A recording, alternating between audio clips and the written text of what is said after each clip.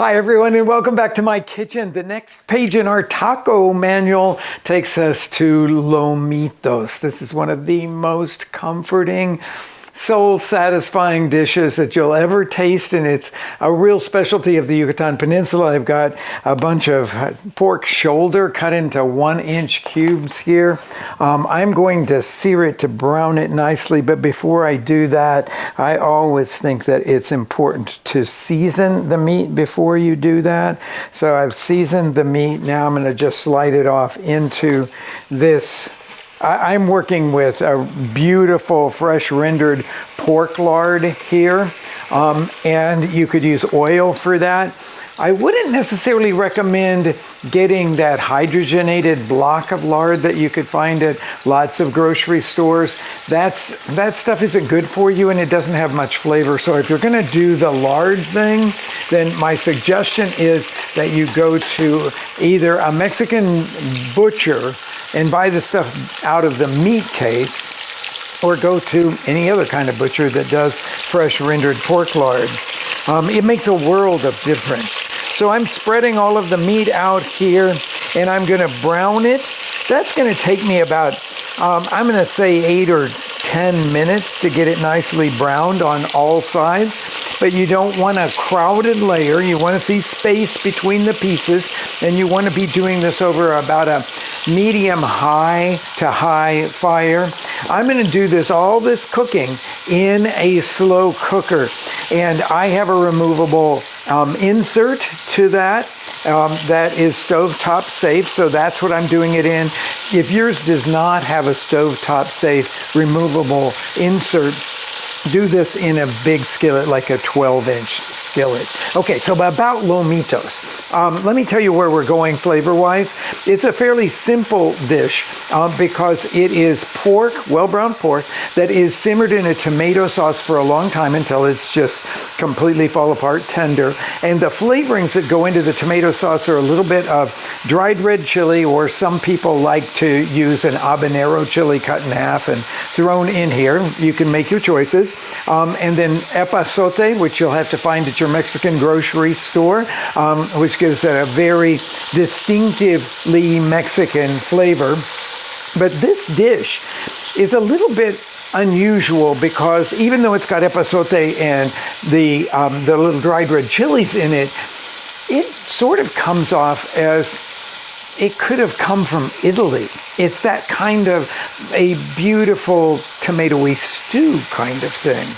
But it apparently, and this is very uncommon in traditional cooking in Mexico, is traced back to one person, Doña Hermelinda, who apparently a few generations ago actually created this dish, and she said she was cooking in Cuban style to make tacos and tostadas out of in Valladolid, Yucatan. Now everybody says, no, they are the ones that originated that, but apparently this Doña Hermelinda did actually invent this dish a long time ago, but now it's sort of, everybody loves it, loves it, loves it. Okay, so I'm ready to start turning the meat because I'm seeing that some of it is starting to get a little bit brown here. I'll meet you back here when all of it has been browned on all sides. Okay, this is looking good. I really kind of lied to you. I said it should be browned on all sides. It really is going to get browned on 2 sides. And if you get it nicely browned as this is on 2 sides, you will have a wonderful, wonderful flavored dish. Now, while this was browning, I cut up an onion, but you don't want this onion to be too fine because it'll just go to nothing in the final cooking. So I have cut it into about 1/2-inch pieces here, 1/2-inch slices, I should say. And that's going to go into the pan next. I'm still working over a fairly high fire here. I'm going to turn it down just a little bit, but I want to get these beautifully browned. That's going to take me a few minutes here. But I'll show you what that looks like. I'm going to keep moving these around. I also chopped up some garlic that I'm going to throw in at the end, but I'll show you what that, when this is ready to receive the garlic. Okay, now I have a 28-ounce can of fire-roasted tomatoes, and I'm going to tip off all of the liquid from them.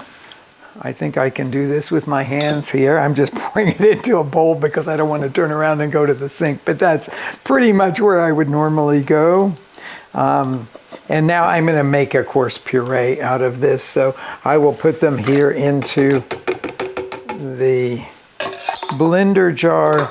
And then when I say coarse puree, what I'm always thinking about is a little texture left. Don't make it as smooth as, say, tomato sauce would be.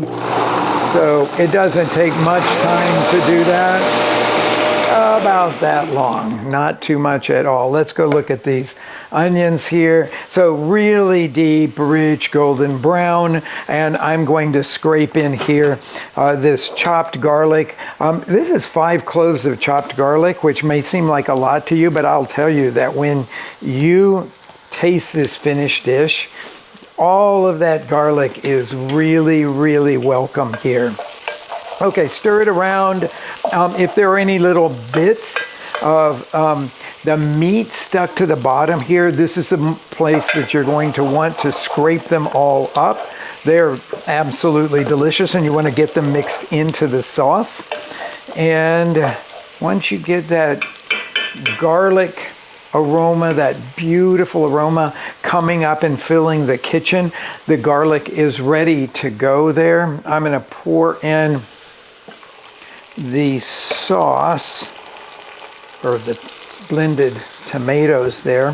And then we've got these little dried chilies. So you could use something, they call them, it's just chile seco in the Yucatan. And it's like a little serrano seco, or a little bit like a chile de árbol. You could use any of those things. There's not that much of it that it's going to give you much more than just heat. I would suggest that just for textural reasons, you break them open and shake out the seeds that are in them. If you kind of roll them a little bit between your fingers, you'll dislodge most of the seeds there. And then once that you've gotten these guys kind of seeded, I'm not being particularly meticulous about this, and it doesn't really matter because there's so little of it in here. Then I'm going to take all of this browned meat now and stir that back into the pot. Okay. And then just stir everything up here. Got one stray piece over there. And the last thing that we are needing for this recipe is the epazote, which actually they don't call epazote in the Yucatan, they call it apazote. And it's a slightly different variety. I will say for this dish, you really wouldn't be able to tell too much of a difference, but this is just a gorgeous, great big bunch of it here that I got at the Mexican grocery store. So I'm going to take a big sprig like this and just set it on top and nestle it down. And then we are ready to go over to the slow cooker. Now, if you don't have a slow cooker, of course, you can do this on the on a stovetop or in the oven, either one. Stovetop is you're really going to have to watch it because it could stick and burn on the bottom. I would probably go to the oven, and I would do it in a big Dutch oven at 325 degrees, and it'll still only take about 2.5 hours, where this is going to go for 4 hours in the slow cooker, but that's really my preference. Now, I'm going to add salt to this. Turn that way down. I'm using diamond crystal, so it's very fluffy. So I'm going to sprinkle 2 teaspoons of it. If you're using table salt, that's 1 teaspoon that you will sprinkle over the top of this. 1 more stir just to distribute the salt into everything, and we will put it onto the slow cooker. We're going to set this on high for 4 hours. So I'm going to nestle this down in here just like that, put the top on, And I have already set it for I set it for 4 hours, but now it says 3 hours and 38 minutes. But I'll come and look at it as we're going along here to make sure that it's completely done at the end of this 3 hours and 38 minutes. And then I'll meet you back here for the big payoff. Okay, we are coming down the home stretch here. I cooked some eggs. Now, this may seem like a really weird thing to use as a garnish, but in the Yucatan Peninsula, they love to do hard-boiled egg in lots of things. The classic papazules, they go on a lot of the salbutes or panuchos, but they love to put hard-boiled eggs on things. So I'm going to follow suit. I'm going to give you that version of it. This is kind of an optional ingredient, though. And certainly in the Yucatan Peninsula, I have had Lomitos tacos with no hard-boiled egg on them. So I'm scooping that all together here, and I'm going to give it a sprinkle of salt there and stir that up. We've got pickled red onions. I made some fried black beans, which I love on this particular taco, but I have to tell you, the smell with this in the kitchen for all this time is just mesmerizing. It's so, so beautiful. Okay, so I'm going to uncover it now and see that beautiful steam, which was, of course, giving us the wonderful smell here. I'm going to give it a taste to see if it needs to have any more salt. For me, it seems just exactly right. You'll notice that there's going to be a fair amount of sauce here. That is sauce that you can save and use for other things if you have too much of it. I've got warm tortillas here to put out and build a taco with you. So I'll grab a couple of these guys and lay them down right there. The next thing that will go on this is the black beans.